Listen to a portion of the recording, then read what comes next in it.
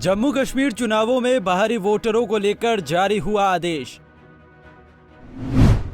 National conference और PDP ने कर दिया विरोध। उपायुक्त को रातों रात फैसला लेना पड़ा वापस। जम्मू कश्मीर में विधानसभा चुनाव कराने को लेकर तैयारियां जोरों से चल रही हैं। इसी कड़ी में बुधवार को जम्मू के डिप्टी कमिश्नर और जिला निर्वाचन अधिकारी अवनी लवासा ने एक आदेश जारी कर कहा था कि जो भी शख्स जम्मू में 1 साल से ज्यादा समय से रह रहा है उन्हें तहसीलदार आवास प्रमाण पत्र जारी कर सकेंगे। इस आवास प्रमाण पत्र के आधार पर लोग मतदाता सूची में अपना नाम डलवा सकेंगे और वे वोट भी डाल सकेंगे। जम्मू कश्मीर को राजनीतिक पार्टियां, नेशनल कॉन्फ्रेंस और पीडीपी के भारी विरोध के बाद बुधवार रात को डीसी का मतदाता बनाने वाला फैसला वापस ले लिया गया है। हालांकि इसका औपचारिक ऐलान नहीं हुआ है। नेशनल कॉन्फ्रेंस ने कहा कि भाजपा चुनावों से डरती है, वो जानती है कि वो बुरी तरह हारेगी। इस कारण जम्मू कश्मीर में 25 लाख गैर स्थानीय मतदाताओं को जोड़ने की अपनी योजना के साथ आगे बढ़ रही है।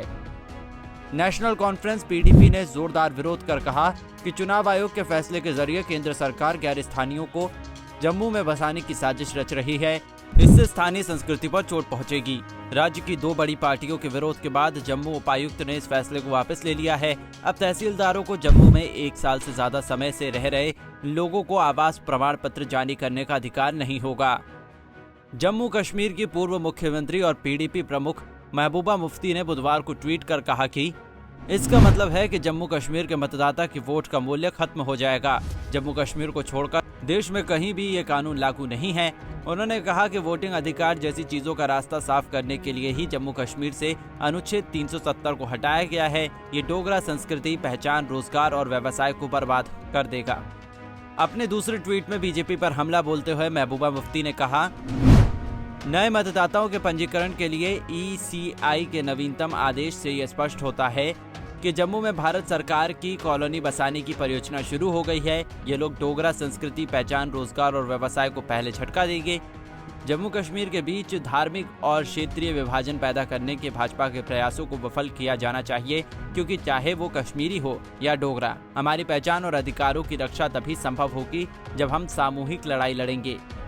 आइए एक बार फिर जान लेते हैं जम्मू के उपायुक्त ने 11 अक्टूबर को क्या आदेश दिया था, जिसके बाद में वापस ले लिया गया। उपायुक्त ने अपने आदेश में कहा था कि जम्मू में वोटर लिस्ट रिवीजन की प्रक्रिया शुरू की जा रही है। जम्मू में रह रहे लोग चुनाव आयोग के नियमों के आधार पर वैध दस्तावेजों के जरिए अपना आवास प्रमाण पत्र बनवा सकते हैं और इस प्रमाण पत्र के आधार पर मतदाता सूची में अपना नाम डलवा सकते हैं। ऐसे लोग जो जम्मू में रह रहे हैं लेकिन जिनके पास कोई दस्तावेज मौजूद नहीं है, ऐसे लोगों को आवास प्रमाण पत्र जारी करने के लिए चुनाव आयोग फील्ड वेरिफिकेशन की व्यवस्था करेगा, ताकि ऐसे लोगों को भी आवास प्रमाण पत्र जारी किया जा सके। बता दें कि धारा 370 और 35A के रहते वहां पंचायत से लेकर विधानसभा चुनावों तक केवल स्थानीय नागरिकों को ही वोट डालने का अधिकार था।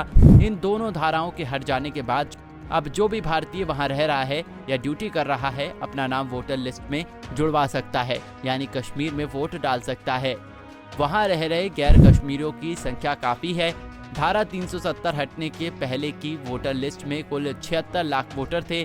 नए नियमों के तहत तकरीबन 25 से 27 लाख नए वोटर जुड़ जाएंगे। इसमें छात्र, मजदूर और अन्य सरकारी कर्मचारी शामिल होंगे।